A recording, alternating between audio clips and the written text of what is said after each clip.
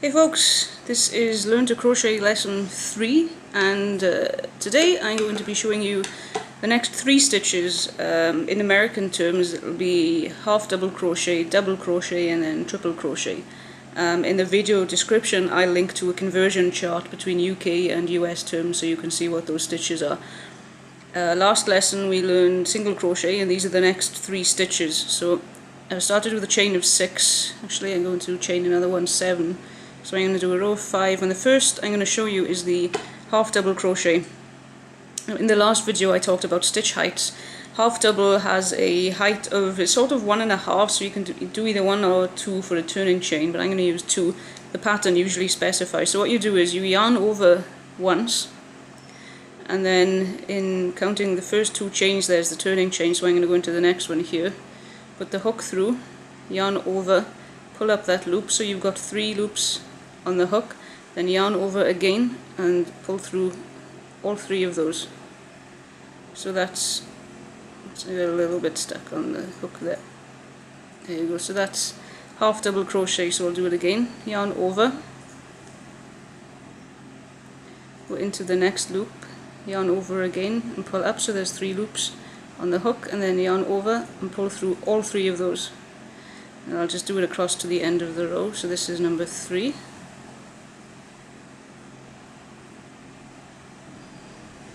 Then number 4, yarn over, push through, yarn over, pull back, yarn over, pull through 3.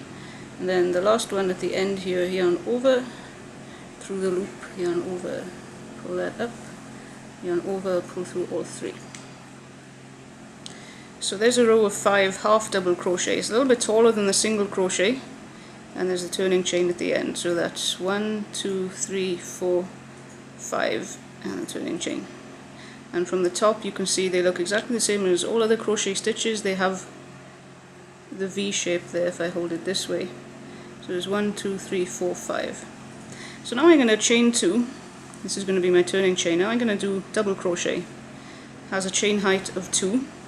So this one, it's almost the same as half double. So you yarn over the same to start, push it through, yarn over, pull back. So you've got 3 on the hook like the last time, but now we yarn over and pull through the first 2, and then yarn over again and pull through the last 2. So this is double crochet. So once again you put the yarn over the hook, push it through your stitch, yarn over again and pull up that loop, so you've got 3 on the hook, yarn over, pull through the first 2, yarn over, pull through the next 2. So I'll go to the end, yarn over, through, yarn over, pull up, yarn over, pull through 2, yarn over, pull through the next 2, yarn over, through the stitch, yarn over, pull up, yarn over, pull through the first 2, yarn over, pull through the next 2, that's 4, and the last one here, yarn over. Last one is always a little, with the turning chain it's always a bit difficult, so sometimes you need to turn the fabric up to make sure you go through. Oops. Both of those top 2 loops there are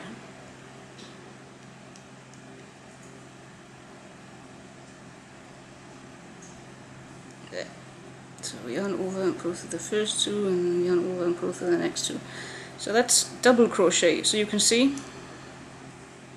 it's a bit taller than half double, so we got half double and then the double, and you can see the stitch pattern is a bit different. So this would be the front of the half double there, and then this is the front of the double, so it's a height of 2 for the turning chain. Now we're going to do treble, and treble has a turning chain length of 3. So you chain 3, and now you yarn over twice before you start, and go through the first stitch, yarn over and pull up a loop. And now, just like the double crochet, you're going to go through 2 loops at a time. So you've got 4 on the hook, so you yarn over, pull through 2, yarn over, pull through 2, and then yarn over and pull through the last 2. So that's, in American terms, that's treble crochet. So we do that again. Yarn over, go through the stitch, yarn over, pull up a loop. Oops, sorry. Wrong. Concentrate. Okay, yarn over twice. I'll go from the start of that stitch again.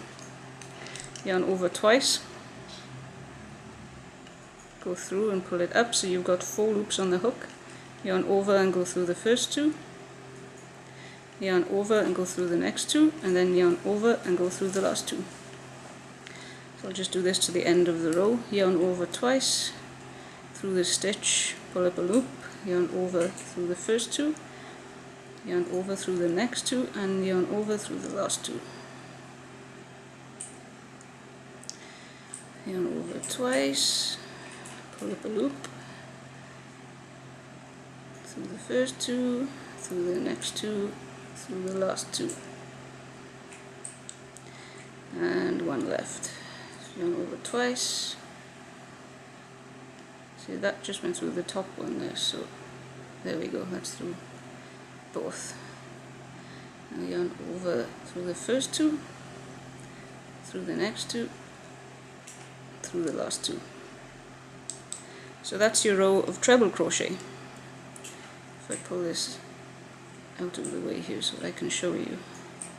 So that's half double, double, treble. So you can see they're successively taller stitches, and you'll also notice that they get looser as you add more loops onto the hook. So the half double is quite a dense stitch, you don't see many gaps between.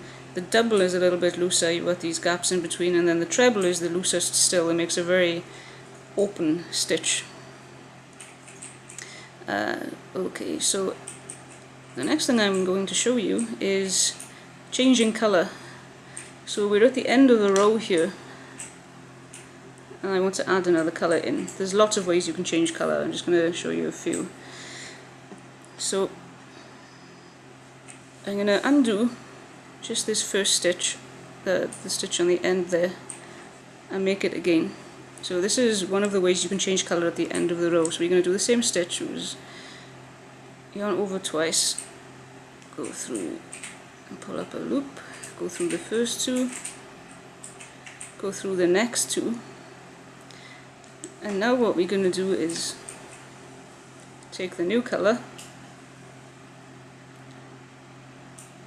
and pull this through instead to finish off. So you just drape it over your hand. You don't need to bother with making a slip stitch because that would add an extra stitch in. You just hook it, pull it through, and then this is the tail end of the other yarn, so you pull that tight, pull this one tight. So that's finished, you stitch this end and you've got the new colour. So if we, let's say we're doing another row of double crochet, so I'll do a turning chain of 2, and then yarn over, go through and work this stitch, and then you can pull this tight. So that's how you change at the end of a row. So you work everything up into the last loop or the last step of your last stitch, and then change the colour and start working the next one. And obviously you'll cut these ends and then you can darn them in so that they're secure and they don't come loose. So that's one way of changing colour at the end of the previous row before starting the next row. Now I'm going to show you how to change colour at the start of the next row. So I'll need to do this stitch again. Now we're going to finish this stitch.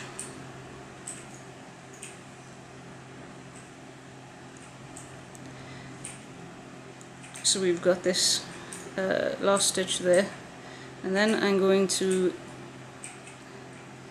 do this as if I were casting off, but I'm not really. I'm just going to pull that tight there. So we take our next colour, and I'm going to make a slip stitch for this one. So same as in the very first video, I showed you how to make a slip stitch.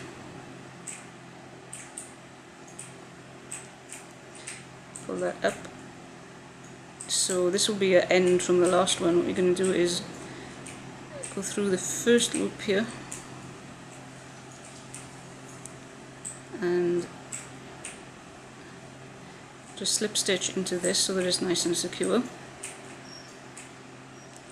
and pull the tail and tighten it, and chain 2. We're going to do a row of double crochet. So that's your turning chain, and you've got 1, 2, 3, 4, and this is the 5th stitch. So where you slip stitched in into the turning chain, you work into the same stitch. and then the next stitch. So it's up to you whether you want to change colour at the end of the previous row or at the start of the next row. And then again you'll darn these ends in, and this one of course won't be a loop. I'm keeping that on there so that I don't have to cut this yarn. This will be just one string and you can darn it through. So that's changing colour. You can search on the internet for other ways of changing colour. There are lots and lots of ways, and you can find the best one to suit you. And some patterns will specify a specific way of changing colour that you should follow. Some ways increase the stitch count, and some ways don't add an extra stitch in. Some ways look better depending on which stitch you're working, so always refer to the pattern. And otherwise just find the way that you're most comfortable with and change colour that way. Now, one of the other things I said I was going to show you is how to stitch a button loop. So let's imagine that this is going to be a long thin stretch that you want to make into a wrist cuff, and you've come to the end of your row and you want to make a button loop here. So you're going to sew a button on there, or on the end, and you're going to loop it around, and you want to make a button loop to fasten it. So what we're going to do is, this is the end of our row, we're going to make a long chain. 1, 2, 3, this is having trouble focusing, let's move these out of the way. 4, 5, 6, 7, 8. Now the length of your chain depends on how long your project, or how wide your project is, so I'm going to make it this wide. And then just make sure it stretches comfortably from side to side. Now you're going to come back to the first stitch here, poke it through, and slip stitch in to secure. And you'll be darning this end in. This is the starting end of your project, so it's a bit loose right now. You'll darn that in and make it more secure. So you could leave it just like that. It's a very loose chain loop, it doesn't look too bad. What we're going to do is we're going to turn the project, chain 1, and then single crochet back into this loop. So you're not working into a stitch now, you're working into this space. So you put the yarn in, pull up a loop, yarn over, pull through both, the single crochet stitch like I showed in the last video. And how many you make depends on how big your loop is, how big your chain loop is. Generally, you can squeeze in a few more single crochets into a chain loop than the length of the loop itself. So if your loop, this loop was 8 chain stitches, we can do more than 8 single crochets into there. So just keep going until you've got a nice firm row of single crochets. So that's 2. Can be a little finicky to hold and work with if your project's short like this one. That's 3, 4, and because you're working not into a stitch, you're just working into the loop, these stitches can move, so you can grab a hold of them there and just pull them back until they squash up nice and tight against the edge there. So we're going to continue going. I'm not going to bother counting because it doesn't really matter, you just go until they packed in, not too tightly, but until they cover all of the chain loop.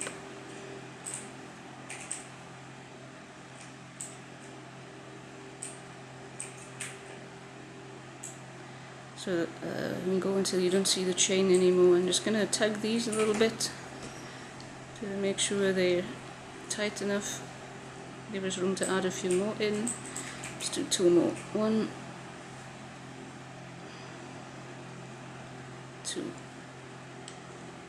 That looks okay. We come back to the start here. We're going to go through this stitch and just slip stitch. And you'd pull this to secure it and then darn that end in. So there you've got a button loop. You'll just smooth these stitches out so that they cover the chain evenly, so there's no kinks in there or dense areas. And there's your button loop. It's a little bit wide for this project, so you could make fewer chains, 5 maybe, so that it sits, there's not so much of a gap there, but that's a nice big buttonhole.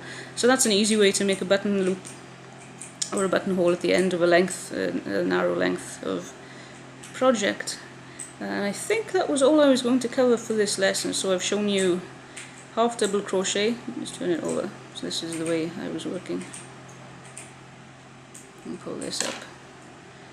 half double crochet, and triple crochet. Those are in US terms. I've shown you the button loop, and I've shown you how to change colour.